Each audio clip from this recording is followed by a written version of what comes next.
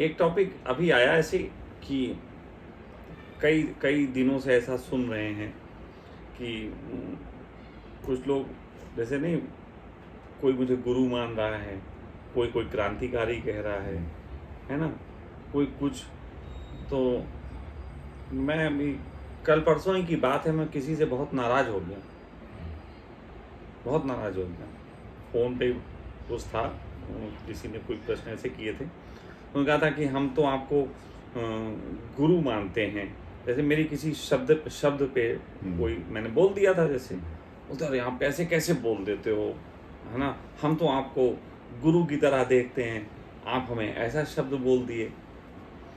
मैंने कहा तुमने हमें गुरु माना, तुमने हमसे पूछा कि हमने तुम्हें शिष्य माना कि नहीं माना?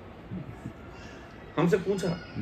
अच्छा, हमसे तो पूछ लो कि हम शिष्य मान रहे नहीं मान रहे। तुम फोकट में माने हुए गुरु। अच्छा, गुरु माना है तो फिर तुम तय करोगे कि गुरु को क्या करना चाहिए, कि गुरु तय करेगा कि उसको क्या करना चाहिए? ये बड़ा झंझट है कि भाई तुम तय करोगे कि हम तय करें। अच्छा, ये बात अब जो है गुरु की बात से आगे निकल जाती है, सारे रिश्तों पे आ जाती है, सारे रिश्तों पे। मैं एक छोटी सी बात कहना चाहता हूँ। आप संसार का कोई सा रिश्ता उठा लीजिए, सपोज दैट माँ बेटे का रिश्ता उठा लीजिए। बेटे के अंदर माँ के लिए एक परिभाषा है, जैसी माँ की परिभाषा है क्या वैसी माँ है? और बेटे की एक परिभाषा है माँ के पास कि बेटा तो ऐसा होता है, क्या वैसा बेटा है? क्या वैसा बेटा है? मुझे नहीं लगता कि जो परिभाषाएं बनाई गई हैं उन पे कोई भी फिट बैठ रहा है। तो भाई मुझे तो पहले मुक्त होना है, कोई और मुक्त ना हो।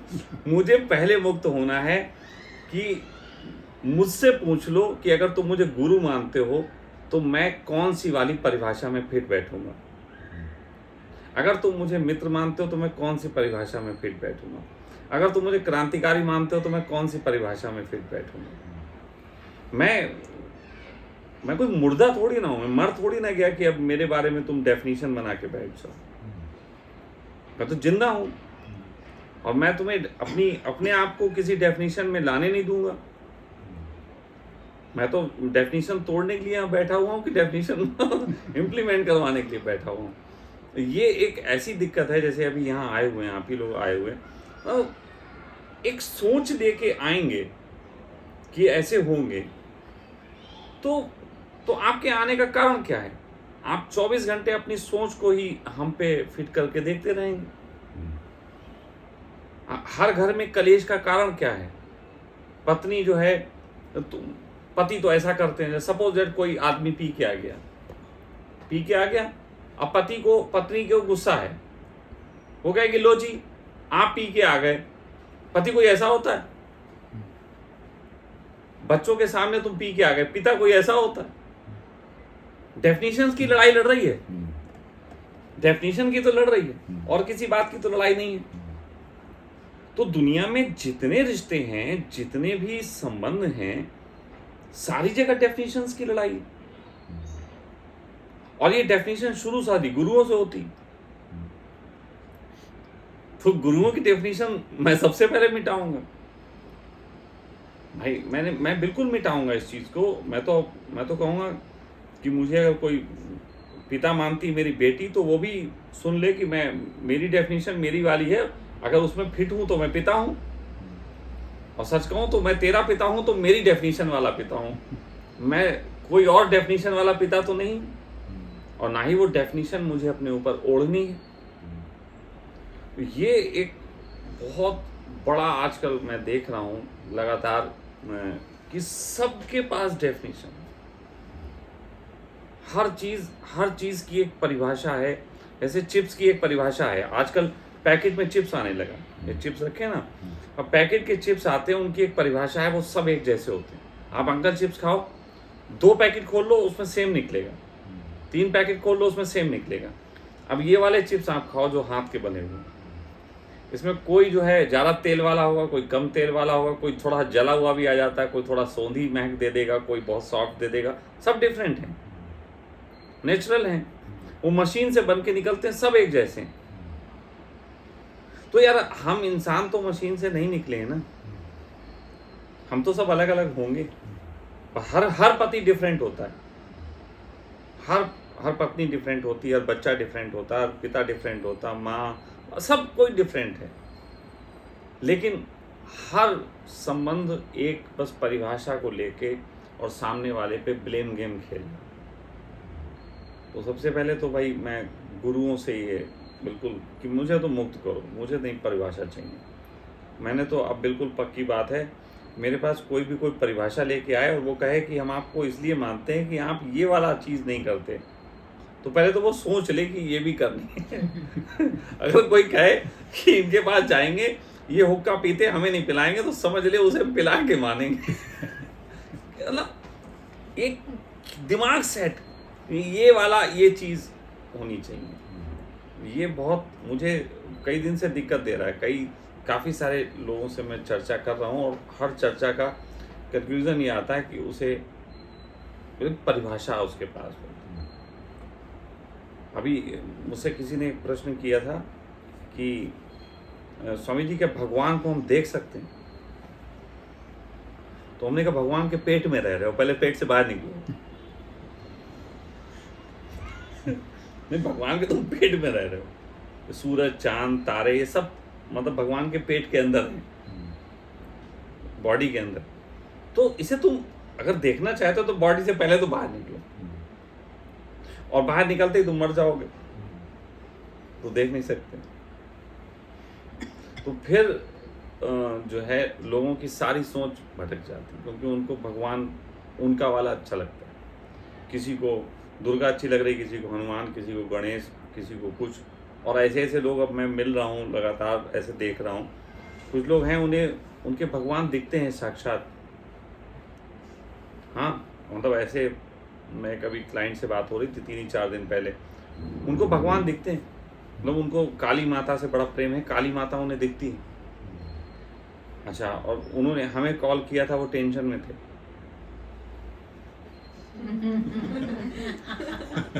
काली माता के रहते उन्हें टेंशन है, काली माता की वजह से फोन उधर ही कर लेते। तो काली माता जो है वो उनके दिमाग से पैदा हुई है। तो मैंने उनसे कहा कि आपकी काली माता कमजोर है, क्योंकि वो आपने पैदा की और वो आपसे कमजोर है। अगर वो वाकई में काली माता होती तो फिर तो ताकतवर होती और आपका इलाज हो गया होता। मुझे क्यों कॉल कर रहे हो, मेरा समय क्यों खराब कर रहे हो, है ना? काली माता अगर दिमाग से पैदा है, और ज़्यादातर भगवान दिमाग से पैदा है। मैंने कहा कि वो एक अच्छी सी फिल्म आई है नेटफ्लिक्स पे, सबको देखना चाहिए।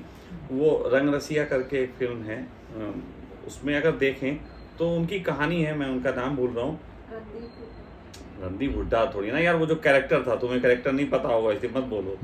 तो कैरेक्टर उसमें दिखाया गया, वो रियल कैरेक्टर पे बेस्ड है कि आज से 100-150 साल पहले ये भगवानों के चित्र बनने शुरू हुए। उससे पहले चित्र नहीं बनते थे। मतलब उस समय कमर्शलाइज हुआ कि चित्र बेचे जाएं, लोगों को चित्र दिए जाएं, तो उससे पहले चित्र होते ही नहीं थे। अब अभी काली का जो चित्र देख रहे हैं, सब देख रहे हैं, मूर्ति तो डिफरेंट है, लेकिन वो चित्र उन्होंने बनाए, वो और ज़्यादा दिमाग पे गहरे बैठा दिए। उससे पहले बहुत से भगवानों के चित्र ही नहीं थे। तो ये बड़ा एक मतलब विषय है कि अगर हम किसी को देखते हैं, जैसा वो है वैसा देखें ना, बजाय उसकी सोच के साथ। अभी एक मेडिटेशन भी दिया, आप उसको देखिएगा, ऑर्गेनिक मेडिटेशन करके दिया है, देखा आपने? नहीं। वो देखना बहुत अच्छा है। मैं समझता हूँ कि शायद मेडिटेशन के मामले में दुनिया का बेस्ट मेडिटेशन। अब ये नहीं है कि मैंने दिया इसलिए मैं कह रहा हूँ, लेकिन उसके बेसिक रीजंस बहुत अच्छे हैं। तो जो लोग भी अगर देख रहे हैं तो ऑर्गेनिक मेडिटेशन करके जो है वो है, आप देखेंगे उसमें बहुत अच्छा समझ में आएगा कि हम लोग चित्रों को देखते हैं उनकी परिभाषा के तहत। जैसे मैं ये कहूँ, ये है फ़ोन है ना, अब ये फ़ोन देखने के ढंग हो सकते हैं। किसी के लिए फ़ोन अच्छा हो सकता है, किसी के लिए बुरा हो सकता है, किसी के लिए महंगा हो सकता है, किसी के लिए फालतू में इतना महंगा हो सकता है, किसी के लिए वाव महंगा हो सकता है ना, सबके डिफरेंट हैं। अब इसी की जगह मैं चाकू पकड़े होता तो चाकू को देखने के ढंग हैं कि कोई उसमें भय देखेगा, कोई उसमें कहेगा सब्जी कटती है, कोई कहेगा चाकू का क्या काम, मतलब सब अपने अपने देखेंगे ना, लेकिन रियल तो आप देख नहीं पाए। आपने वही देखा जो आपका उसके संबंध में पुराना ज्ञान था, यही तो देखेंगे। तो आप रिलेशनशिप में देखो कि आप किसी को देखते हो, उससे आपकी लड़ाई हुई हो मोहल्ले में, तो जब भी वो दिखेगा साला वही वाली मेमोरी जो है ताजा हो जाएगी ताजा। लेकिन क्या वो व्यक्ति वही है जो उस समय लड़ा था, या चेंज हो गया? चेंज भी हो सकता है। तो आप उसे उसी तरीके से देखें जिस तरीके से देखना चाहिए, ना कि किसी छवि को लेकर। चाहे मेरे संबंध में हो चाहे आपके संबंध में हो, यदि हम छवि बना के देखेंगे तो निश्चित ही या अच्छी बनाएंगे बुरी बनाएंगे। और दुनिया में ऐसा है कि बैड एक्सपीरियंस ज़्यादा देर तक काम करते हैं, गुड एक्सपीरियंस तो जल्दी भूल जाता है। तो आप उसके बैड एक्सपीरियंस की छवि ज़्यादा बनाएंगे, और उसके साथ जो गुड एक्सपीरियंस है उनकी छवि आपको कम बनेगी। तो जब बैड की बनेगी तो आपके माइंड में जो है वो बैड का ही इम्पैक्ट होगा और बॉडी में उसी तरीके से रिएक्शंस होंगे। तो सिंपल सा मेडिटेशन है और वो बड़ा प्यारा है। किसी भी चीज़ को देखो तो इससे पहले कि उसके संबंध में कोई भी इंफॉर्मेशन आपके माइंड में क्लिक करे, आप 2 सेकंड मतलब के लिए स्टॉप हो जाओ, हो सके तो आंख बंद कर लो और फिर देखो खोल के। सबसे पहले तो कट मारो कि जो इन्फॉर्मेशन आ रही है उसे फर्स्टली कट, और देन आफ्टर उसको देखो, तो वो रियल इन्फॉर्मेशन ही आपके माइंड में जाएगी, जो उस वक्त जो प्रेजेंट। और वो प्रेजेंट की इन्फॉर्मेशन जब जाएगी तो वो नॉलेज और ज्ञान होगा। और किसी भी चीज़ की पुरानी इन्फॉर्मेशन ही हमें बार बार दी जाती रहे तो वो ज्ञान तो नहीं है, ज्ञान तो सदा नवीन है। तो इसलिए मेरा इन चीज़ों का विरोध है कि मेरे संबंध में आप कोई इन्फॉर्मेशन कलेक्ट करके मुझसे मिले। ये मैं अपने से कहता हूँ, और ये नहीं है कि उनसे कह रहा हूँ जो मुझे गुरु मानते हैं, मैं उनसे भी कह रहा हूँ जो मुझे बेटा मानते हैं, उनसे भी कह रहा हूँ जो मुझे अंकल मानते हैं, उनसे भी कह रहा हूँ जो मुझे पिता मानते हैं। मैं सबसे कह रहा हूँ, मैं सारे रिश्ते नातों से कह रहा हूँ, सबसे कह रहा हूँ कि मेरे संबंध में क्यों धारणा मत बनाओ कि ऐसे होने चाहिए।